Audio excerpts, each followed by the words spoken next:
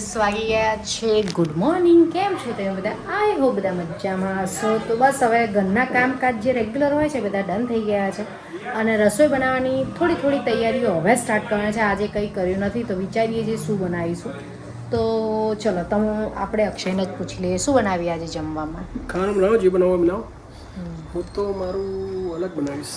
હા, શું બનાવવાના આજે તમે અલગ પાછા? Soya chunks. ઓહ, હવે આપણે સોયા ચંક્સની રેસીપી આપી છે કે નહીં એ બહુ યાદ નથી, પણ મોટું આજે તમને બતાવીશું. સોયા ચંક્સ તો ઘણી બધી વાર બનાવ્યા છે, પણ મે બી હવે સોયા ચંક્સ ભુરજી. જસ્ટ 2 મિનિટ, મારી મોટર ઉભરી ગઈ છે.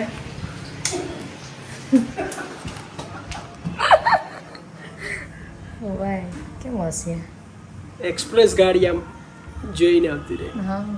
હા તો હું શું પૂછતી હતી તમને? સોયા ચંક્સની રેસીપી તો આજે તમે આપેલી હશે, પણ આજે આપણે ફરીથી થોડી મોટી આપી દઈશું. જે લોકો નવા જોડાયેલા હોય એ લોકોએ જોયો હોય ના જોયો હોય એના માટે થોડો અવાજ અહીંયા થોડો અવાજ હતો એના માટે ઇગ્નોર. અને હા, સોયા ચંક્સ તો આજે તમે સોયા ચંક્સ બનાવવાના આમ જુઓ ને. હા બનાવવાના. પણ આ બાજુ જુઓ. બનાવવાના છે યાર. હા, કામ પછી કરો, 2 મિનિટ વાપરતા નહીં તમે યાર. બોલો. હા, આજે સોયા ચંક્સની રેસીપી આપવાની. જો પછી હું આવી રીતે બોલીશ ને તો ઘણા લોકો એવી કમેન્ટ કરશે કે બેન થોડા રૂડ છે. રૂડ નથી, પણ આ માણસ જ સાંભળતા નહીં એટલે ભાઈ થોડું રૂડ થઈ જાવ. બરોબર છે, સહી વાત છે. હા તો ચલો, હવે તમે સોયા ચંક્સની રેસીપી આપી દેજો અને બીજું નોર્મલ જે બધું બનાવવાનું એ આપણે બનાવીશું. તો ચલો, પહેલાં આપણે લોટ બાંધી દઈશું. અહીંયા લોટ બાંધી દીધો છે, તમે જોઈ શકો છો.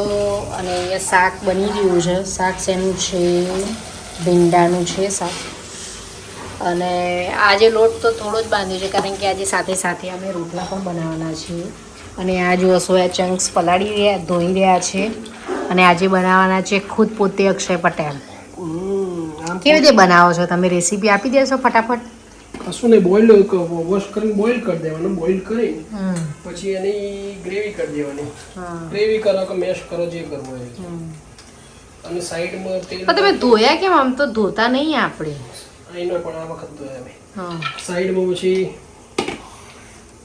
એનો તડકો મારવા માટે ઓઇલ ને બધું લઈ ઓઇલ ગરમ કરીને થોડો મસાલો, જીરું ને બધું મીઠું નાખીને પછી થોડું આ બાજુ જોઈને બોલાય બકા. આવી રીતે ના, નો ટાઈમ છે એવી આ રીતે ના હોય. થોડું આમ આ બાજુ જોઈને બોલવું પડે. હું કહી દઉં ફટાફટ. આ કીધી ને એમાં કોઈને કશી ખબર નહીં પડી હોય. હું જરા કહી દઉં તમને. આ પાણી લીધું છે, પાણીને હવે ઉકાળવાનું છે. ડાયરેક્ટ ના નાખી દેતા પેલી વાર. હા, થોડું ઉકાળવાનું, થોડું સોલ્ટ એડ કરી દેવાનું રહેશે. જો ગાઈસ, આ રીતે પાણીને ઉકાળવા માટે મૂકી દેશે.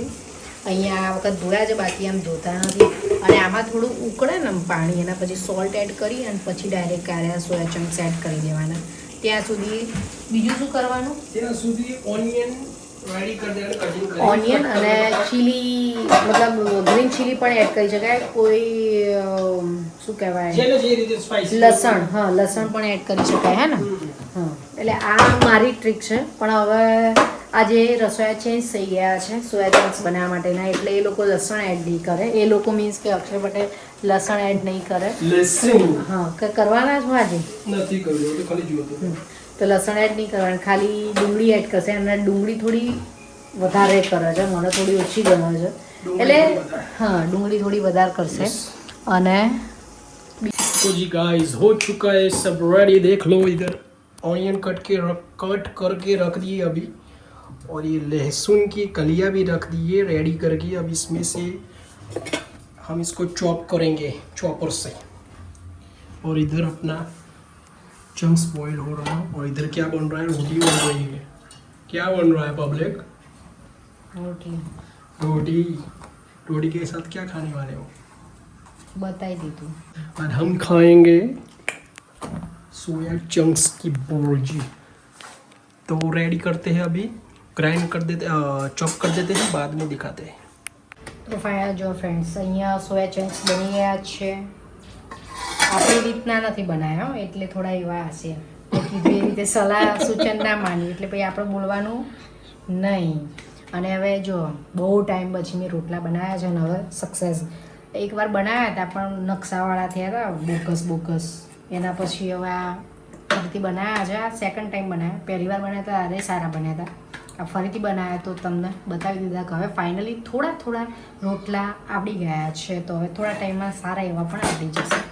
તો ચલો આ મારા માટે જ બનાવ્યો છે. એટલે શું મારી પ્રેક્ટિસ પણ થઈ જાય અને ખાવાનું પણ થઈ જાય. તો ચલો હવે બધા જમવા માટે અમે જમી પછી હું તમને મળું છું. તો ફ્રેન્ડ્સ અહીંયા ચા બની રહી છે. સાંજની ચા બની રહી છે. તો હવે પહેલાં ચા નાસ્તો કરી દઈશું અને પછી આગળના બધા ઘરના જે કામકાજ હોય બધા ડન કરીશું અને નેલની તૈયારી પણ કરવાની છે. નેલ પ્રિપરેશન કારણ કે હવે એક્ઝિબિશન સ્ટાર્ટ થઈ રહેવાના છે. તો એક્ઝિબિશનમાં પાર્ટિસિપેટ કરવા માટે એક્સ્ટ્રા નેલ્સ પણ જોઈએ. તો હવે સાંજની પહેલાં ચાય બનાવી દઈએ. ચા પી લઈએ. ચા વગર ના ચાલે. હમણાંથી ચા નથી બતાવીને તો આજે ચા બતાવી દીધી તમને લોકોને. તો ચલો હવે હું આગળ તમને બતાવતી જઈશ. તો વિડીયોમાં બન્યા રહેજો. હવે આગળ શું કર્યું છે, ડિનરમાં શું બનાવ્યું છે બધું. પહેલાં ચા નાસ્તો કરી દઈએ. તો આજે ફટાફટ બની જાય એ રીતે સોજીનું ઉપમા બનાવી દીધો છે ડિનરમાં. તો આ રેસીપી આપી નથી પણ આ રીતે બનાવી દીધું છે. નેક્સ્ટ ટાઈમ રેસીપી આપી દઈશું.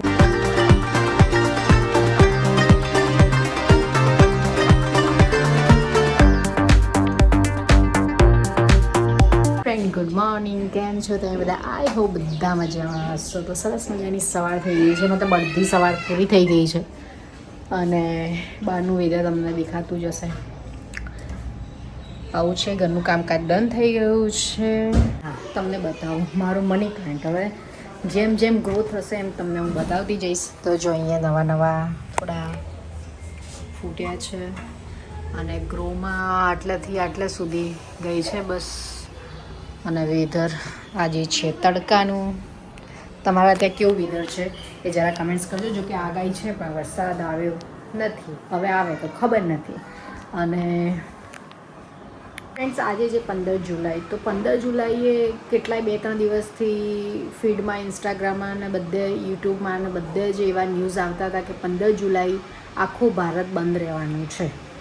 તો કેમ રહેવાનું છે એ તો હવે એક્ઝેક્ટલી ન્યૂઝમાં જે આવે છે એ હું તમને આજે કહું. જે લોકોને ખબર ના હોય એ લોકોને, અને જેને ખબર હોય એ લોકો ફરીથી સાંભળી લેજો. તારે મારી ફીડમાં આ જે તમે જોઈ રહ્યા છો ને એ આવ્યું હતું 15 જુલાઈએ ભારત બંધ રહેશે. પણ કેમ? તો કેમ કે 15 જુલાઈ 2026ના રોજ IMD હવામાન વિભાગે ભારે વરસાદનું એલર્ટ જાહેર કર્યું છે. બીજું, દેશમાં વધતી મોંઘવારી, ઇથેનોલ અને પેટ્રોલની વધતી કિંમતોને લઈને વિરોધ પ્રદર્શન થવાનું છે. અને એટલું જ નહીં, કિસાન સંગઠન અને મજૂર સંગઠન પણ આ દિવસે સક્રિય એક્ટિવ રહેશે.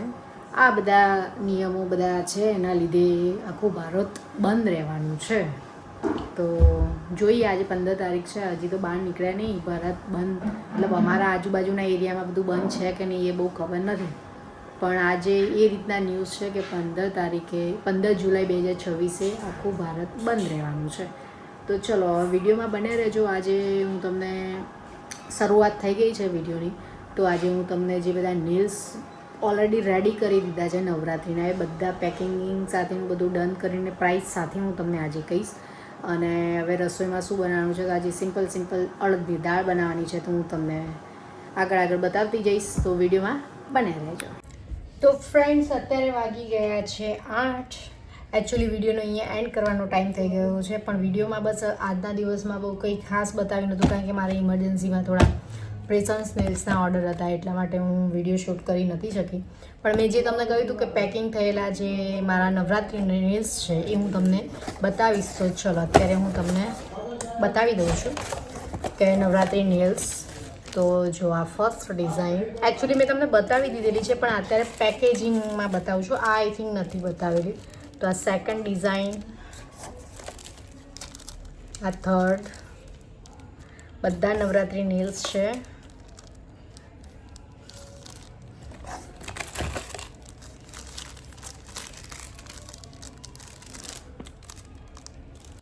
તો ફ્રેન્ડ્સ જે બતાવ્યા એ અને એક આ એકચ્યુઅલી આમાંથી નીકળી ગયા હતા, સરખું પેકેજિંગ નહોતું થયું.